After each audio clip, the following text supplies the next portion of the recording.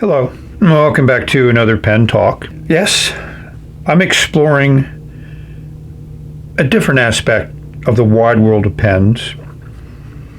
I've wanted to grind nibs for a while, but hard to get motivated.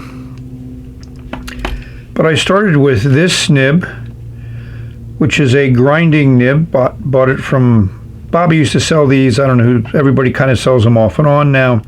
It's a 1.2 millimeter glob of tipping on the end of the nib. So I wanted to put it into a Pen BBS pen because I want to send the nib to Dean. So I did some grinding. And this is what it looks like after I did my grinding. And I'm not dissatisfied with it. I wanted an Architect on this side, and I wanted something that wrote a broader line on the reverse side. I think the Architect came out pretty good. The reverse side, not quite as good, but the most important part is the Architect point. This is my trusty cordless Dremel that I used. Had some nice magnifiers between my eyes and the Dremel, and this thing has some decent power and incredible speed. So it took care of that tipping material very, very quickly. And then the more challenging part is getting it smooth and getting it to write well, getting it to write no matter how you angle it and everything else. So let's take a look at how that came out. So these grinding nibs are still available on eBay in the US. Here's that listing. And if you don't have access to eBay in the US, just find whatever selling platform that has a lot of fountain pen and paraphernalia, specifically that might be sourced in China, and do a search on grinding nibs. And here's what you could see. This is from the US eBay site. The other thing that I did was I ground 2 millimeters off the end of the nib here, because the Pen BBS nibs are slightly shorter than the 35 millimeter that's typical of a number 6 nib. And I wanted that feed to come close to the end of the nib. Doesn't really stay totally centered, but it's easy to move around. And those that have swapped a lot of nibs in 308s, the problem that you have is that the lack of clearance between the end of the nib and the cap. And as you can see, I have a lot of clearance. So that's what you can do if you want to put a larger, longer number 6 nib into a Pen BBS 308 or some of the other models that don't have the clearance in the cap.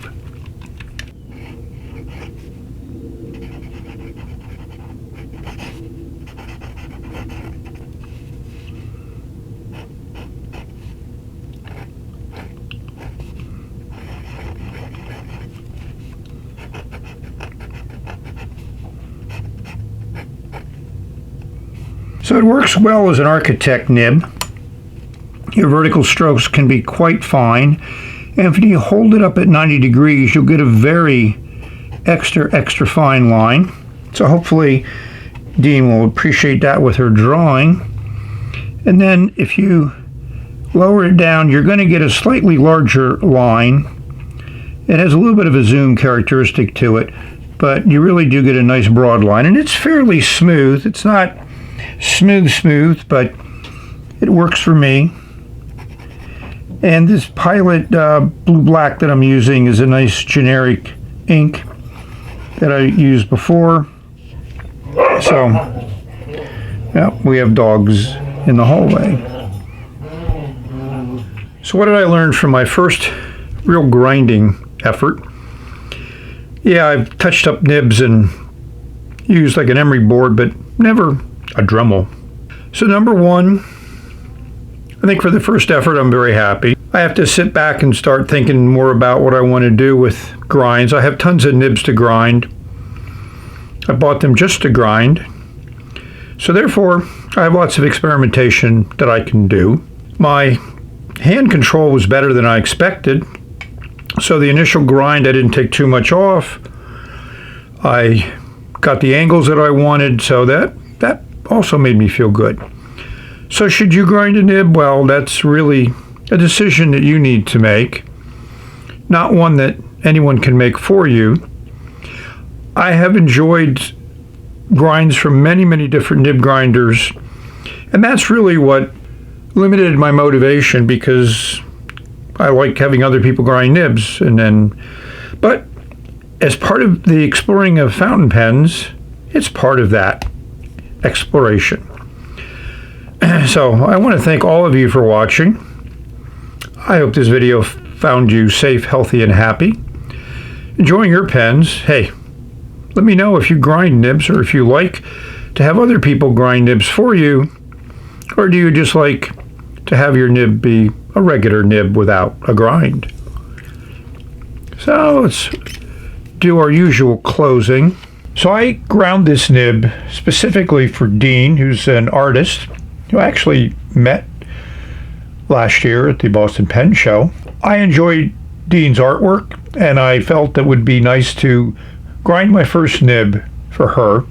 So I tried to channel what she would want, and also something that I would be comfortable making. And I waited until I saw that she really liked the nib before I was going to post the video. Here's her post on Facebook. And here's some examples of the writing and the drawing that she did with the nib. I'm very proud and very happy and glad that she liked it. So we've reached the end of this video. It does get a little ink starved on some of the upstrokes, but I have to figure out if there's something I can do about that. Again, it's a work in progress. So we will say bye until the next video. I like the line variation.